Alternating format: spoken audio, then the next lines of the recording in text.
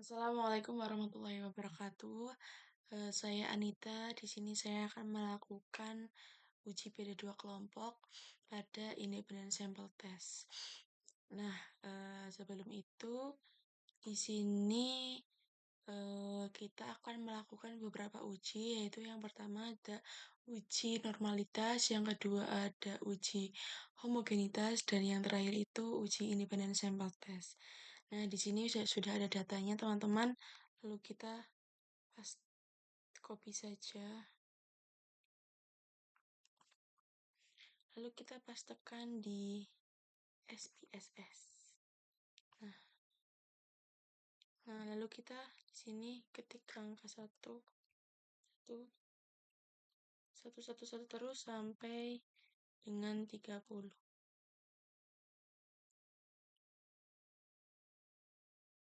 Kelebihan.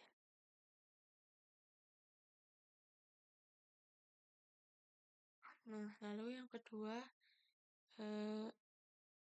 kita juga pastikan lagi teman-teman untuk yang X2-nya. Nah,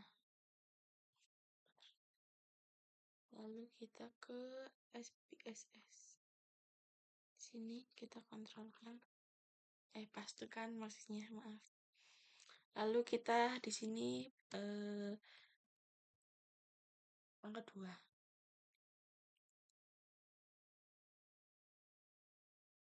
Sampai dengan selesai ya teman-teman.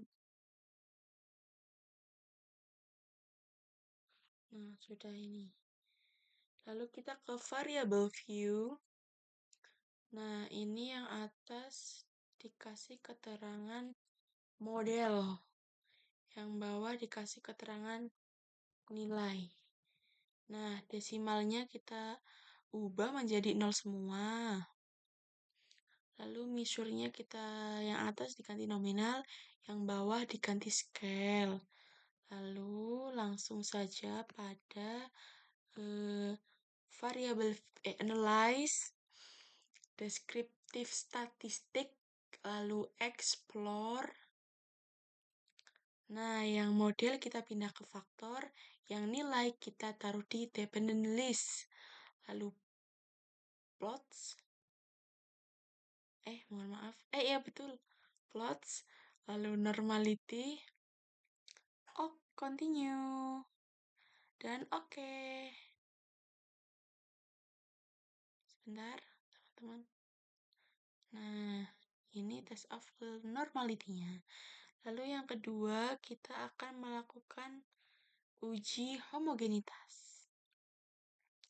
Analyze, compare means, one way ANOVA.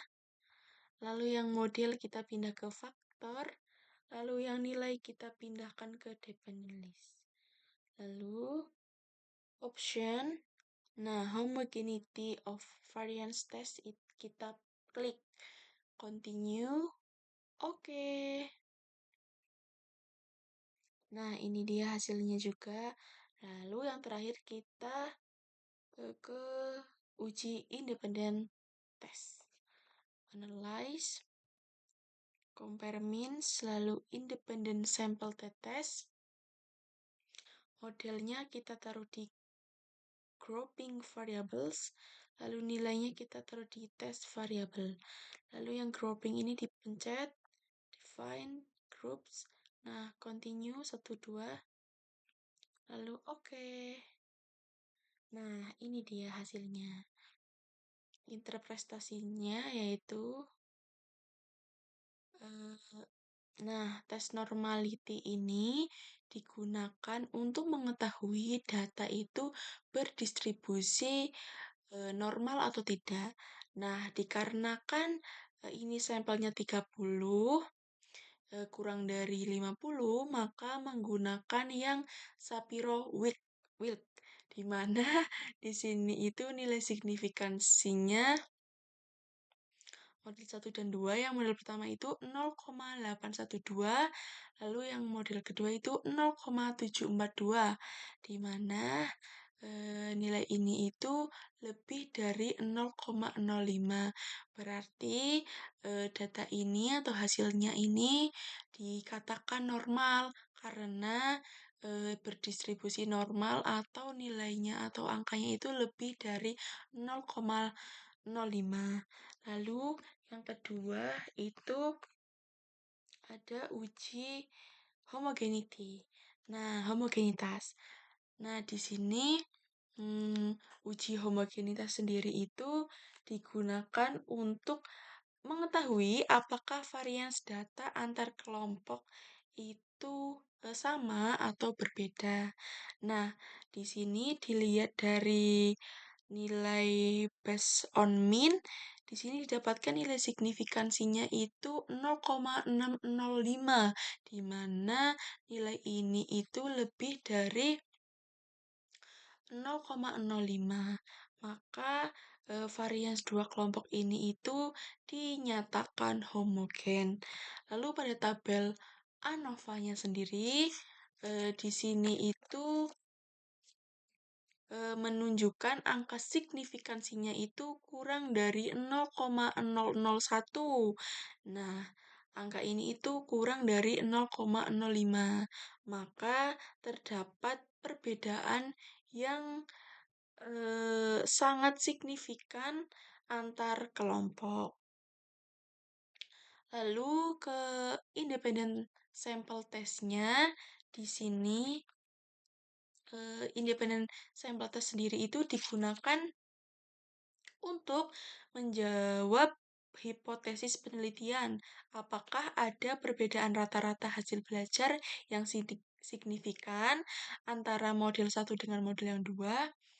Nah, jadi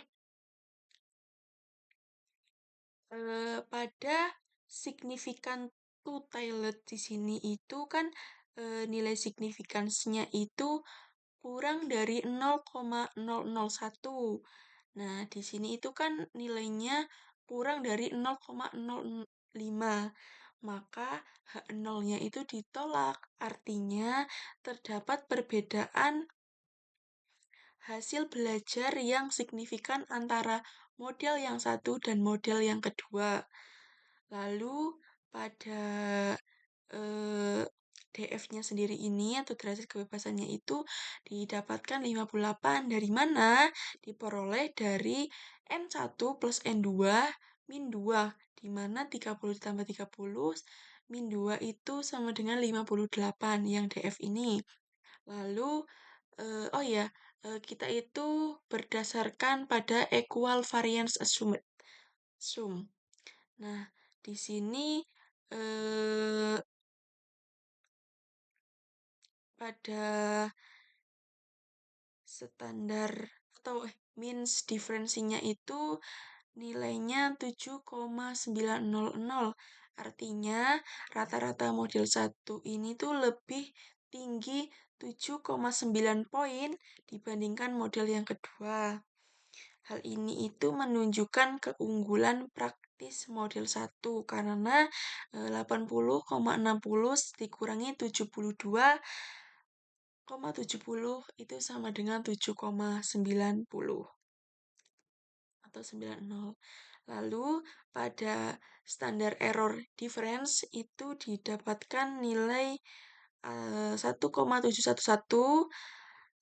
Selisih rata-rata itu hanya sekitar 1,711, di mana hal ini itu menunjukkan semakin kecil nilai ini, maka semakin presisi estimasi perbedaan rata-ratanya. Lalu pada yang ini confidence interval of the difference itu didapatkan karena kita yakin ya 95% itu selisih rata-rata populasi sebenarnya itu berada antara 4,475 sampai 11,325 ini. Maka karena seluruh interval bernilai positif, dan tidak melewati angka nol, maka perbedaan kedua kelompok itu benar-benar signifikan. Lalu kita pindah ke yang independent sample effect size. Nah, di sini kita akan berpacu pada Cohen. Nah, di sini pada poin estimate sendiri itu didapatkan angka 1,192, di mana ini tuh berada pada rentang lebih besar dari 1,00. Interpretasinya sendiri itu sangat besar, maka dapat disimpulkan efek model satu ini itu terhadap hasil belajar itu termasuk sangat besar atau very large effect seperti itu. Nah, mungkin itu saja penjelasan dari saya. Terima kasih. Wassalamualaikum warahmatullahi wabarakatuh.